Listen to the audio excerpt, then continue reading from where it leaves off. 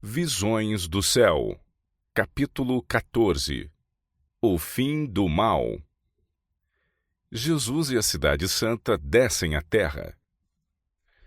No fim dos 1000 anos, Jesus, o Rei da Glória, desce da Cidade Santa, vestido de glória como relâmpago, sobre o Monte das Oliveiras, o mesmo monte do qual ele ascendeu após a ressurreição.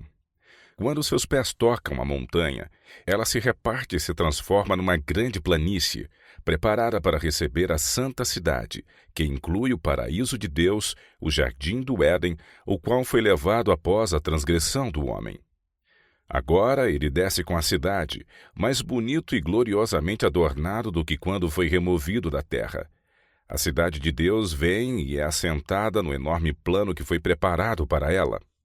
Jesus desce sobre um imponente monte, o qual, quando seus pés nele tocam, se reparte, dando lugar a um enorme plano. Então olhamos e vimos a grande e bela cidade, com seus 12 fundamentos, 12 portas, 3 de cada lado, e um anjo diante de cada porta.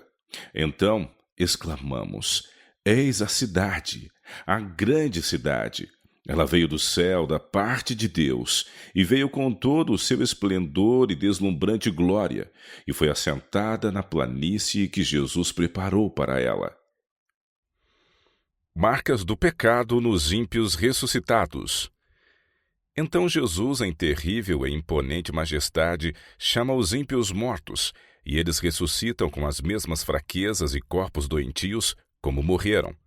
Que espetáculo, que cena impressionante! Na primeira ressurreição, todos saem revestidos de um vigor imortal, mas na segunda as marcas do pecado são visíveis em todos. A última luta. Agora Satanás se prepara para a última grande luta pela supremacia.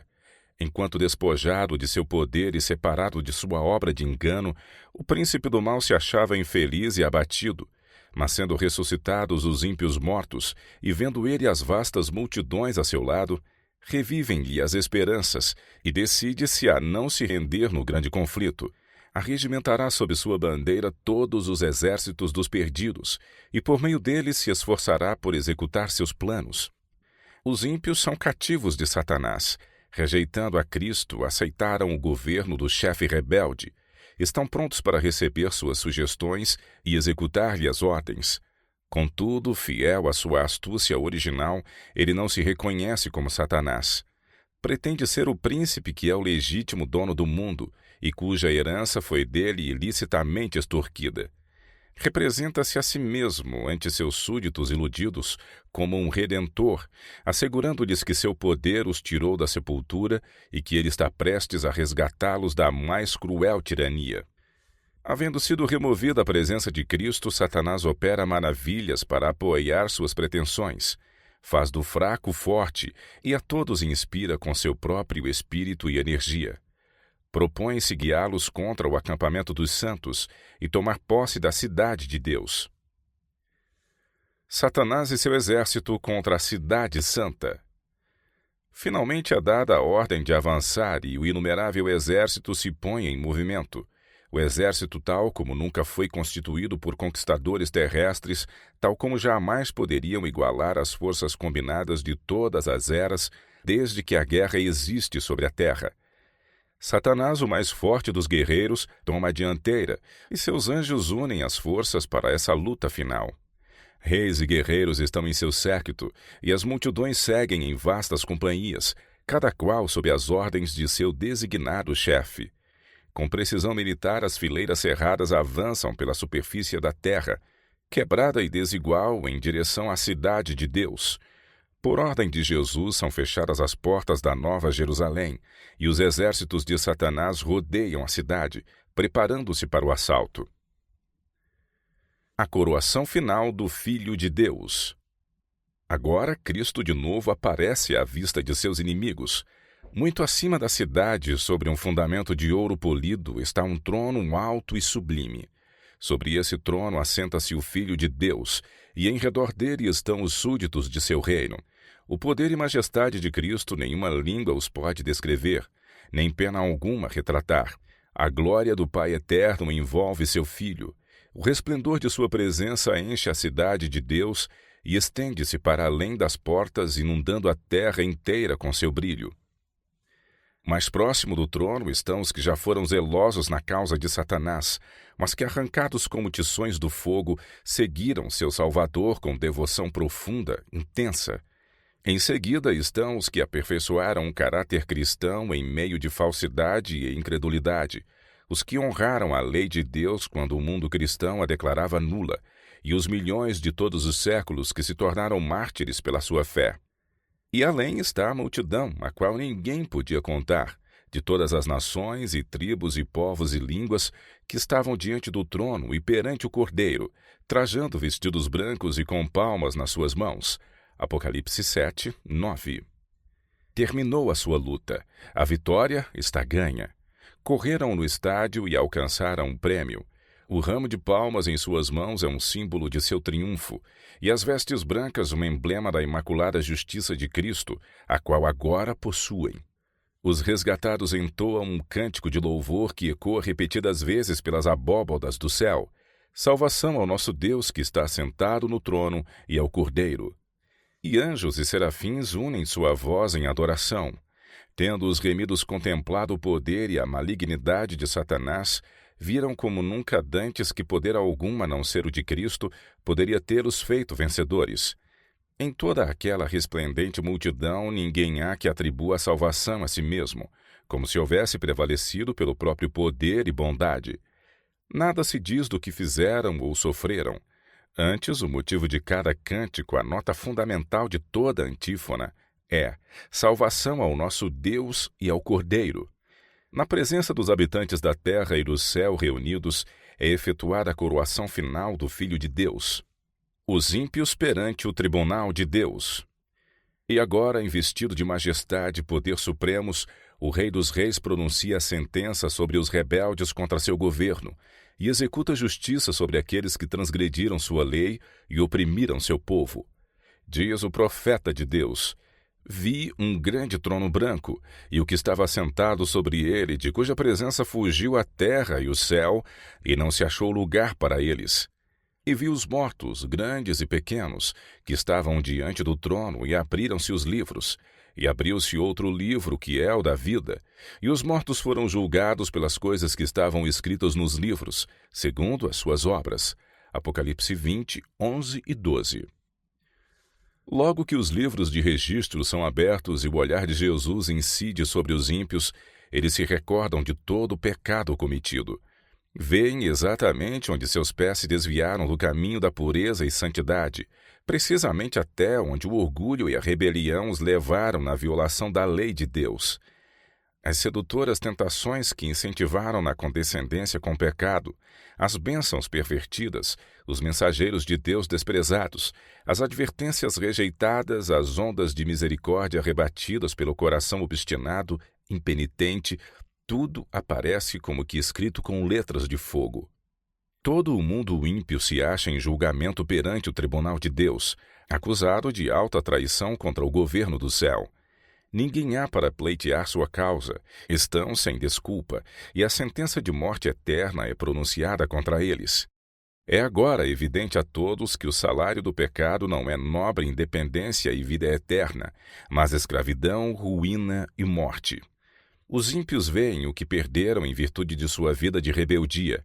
O peso eterno de glória muito excelente foi desprezado quando lhes foi oferecido, mas quão desejável se mostra agora.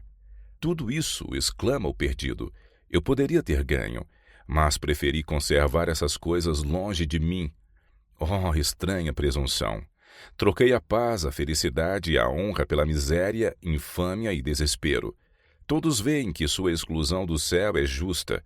Por sua vida declararam: não queremos que este Jesus reine sobre nós.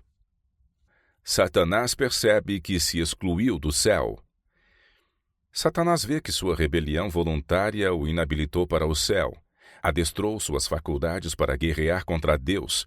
A pureza, a paz e a harmonia do céu lhe seriam uma suprema tortura. Suas acusações contra a misericórdia e justiça de Deus silenciaram agora. A culpa que se esforçou por lançar sobre Jeová repousa inteiramente sobre ele. E agora Satanás se curva e confessa a justiça de sua sentença. Ímpios reconhecem a justiça de Deus. Como que extasiados os ímpios contemplam a coroação do Filho de Deus, veem em suas mãos as tábuas da lei divina, os estatutos que desprezaram e transgrediram. Testemunham o irromper de admiração, júbilo e adoração por parte dos salvos, e ao propagar-se a onda de melodia pelas multidões fora da cidade, todos juntos exclamam: Grandes e maravilhosas são as tuas obras, Senhor Deus Todo-Poderoso. Justos e verdadeiros são os teus caminhos, ó Rei dos Santos. Apocalipse 15, 3. E prostrando-se adoram o Príncipe da vida. Deus é vindicado perante o universo. Todas as questões sobre a verdade e o erro no prolongado conflito foram agora esclarecidas. Os resultados da rebelião, os frutos de se porem de parte os estatutos divinos, foram patenteados à vista de todos os seres criados. Os resultados do governo de Satanás, em contraste com o de Deus, foram apresentados a todo o universo.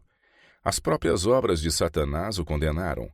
A sabedoria de Deus, sua justiça e bondade acham-se plenamente reivindicadas. Vê-se que toda a sua ação no grande conflito foi orientada com respeito ao bem eterno de seu povo e ao bem de todos os mundos que criou. Todas as tuas obras te louvarão, ó Senhor, os teus santos te bendirão. Salmos 145, 10. A história do pecado permanecerá por toda a eternidade como testemunha de que a existência da lei de Deus se acha ligada à felicidade de todos os seres por ele criados. À vista de todos os fatos do grande conflito, o universo inteiro, tanto os que são fiéis como os rebeldes, de comum acordo declara: Justos e verdadeiros são os teus caminhos, ó Rei dos Santos. Apocalipse 15, 3. Ímpios se voltam contra Satanás. Apesar de ter sido Satanás constrangido a reconhecer a justiça de Deus e a curvar-se à supremacia de Cristo, seu caráter permanece sem mudança. O espírito de rebelião, qual poderosa torrente, explode de novo. Cheio de delírio, decide-se a não capitular no grande conflito. É chegado o tempo para a última e desesperada luta contra o Rei do Céu. Arremessa-se para o meio de seus súditos e esforça-se por inspirá-los com sua fúria, incitando-os a uma batalha imediata. Mas, dentre todos os incontáveis milhões que seduziu a rebelião, ninguém há agora que lhe reconheça a supremacia. Seu poder chegou ao fim. Os ímpios estão cheios do mesmo ódio a Deus, o qual inspira Satanás, mas veem que seu caso é sem esperança, que não podem prevalecer contra Jeová. Sua ira se acende contra Satanás e os que foram seus agentes no engano. Com furor de demônios voltam-se contra eles, e segue-se aí uma cena de conflito universal. Terminada a obra de Satanás. Os ímpios recebem sua recompensa na terra. Provérbios 11, 31. Serão como a palha, e o dia que está para vir os abrasará, diz o Senhor dos Exércitos. Malaquias 4, 1. Alguns são destruídos em um momento, enquanto outros sofrem muitos dias. Todos são punidos segundo as suas ações. Tendo sido os pecados dos justos transferidos para Satanás, ele tem de sofrer não somente pela sua própria rebelião, mas por todos os pecados que fez o povo de Deus cometer. Seu castigo deve ser muito maior do que o daqueles a quem enganou. Depois que perecerem os que pelos seus enganos caíram, deve ele ainda viver e sofrer. Nas chamas purificadoras, os ímpios são finalmente destruídos, raiz e ramos. Satanás a raiz, seus seguidores os ramos. A penalidade completa da lei foi aplicada, satisfeitas as exigências da justiça, e o céu e a terra, contemplando-o, declaram a justiça de Jeová. Está para sempre terminada a obra de ruína de Satanás. Durante 6.000 anos efetuou a sua vontade, enchendo a terra de miséria e causando pesar por todo o universo. A criação inteira tem igualmente gemido e estado em dores de parto. Agora as criaturas de Deus estão para sempre livres de sua presença e tentações. Já descansa, já está sossegada toda a terra, exclamam os justos com júbilo. Isaías 14, 7. E uma aclamação de louvor e triunfo sobe de todo o universo fiel. a voz de uma grande multidão, como a voz de muitas águas,